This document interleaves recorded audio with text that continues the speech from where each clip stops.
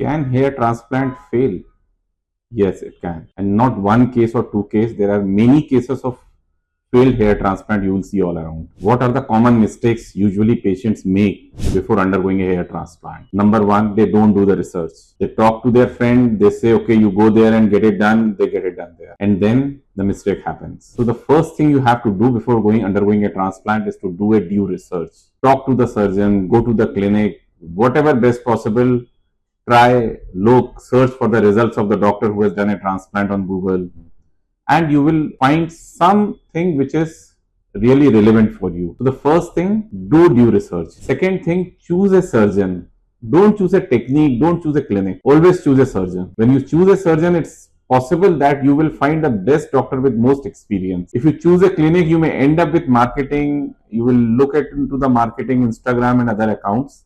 But when you reach to the clinic, you will be handed over to somebody who you don't even know, or a technician or a surgeon who you never have met or seen. So choose a surgeon and get it done from him.